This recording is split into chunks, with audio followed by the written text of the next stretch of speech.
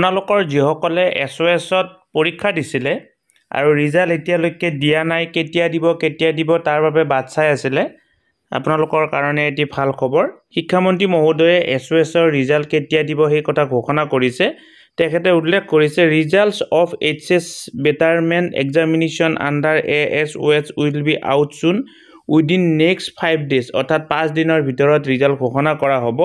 গতিকে আপোনালোকে এতিয়ালৈকে যেহেতু টেটত এই এডভাৰটাইজমেণ্টটো ভালদৰে চাইছে, এপ্লাই কৰিম বুলি ভাবি আছে, আৰু 2 দিন বা এদিন অপেক্ষা কৰক। অপেক্ষা কৰাৰ পিছত আপোনালোকে ৰিজাল্টটো অহাৰ পিছত আপোনালোকে এইটো এপ্লাই কৰিবৰ কাৰণে চেষ্টা কৰক, কাৰণ আপোনালোকৰ এতিয়া এপ্লাই কৰিলে যি মাৰ্ক আছিল SOSত নিশ্চয় মাৰ্ক বাঢ়িব বুলি আমি আশা কৰিম, আৰু মাৰ্ক বাঢ়িলে তাৰ জৰিয়তে আপোনালোকে এপ্লাই কৰিলে চাকৰি পোৱাৰ সম্ভাৱনা নিশ্চয় বেছি থাকিব। গতিকে বন্ধু বান্ধৱীসকল, ভিডিঅ'টোৰ জৰিয়তে এই কথাখিনি জনালোঁ। আপোনালোকে যিমান পাৰি সিমান ভিডিঅ'টো আগলৈকে ফৰৱাৰ্ড কৰিব।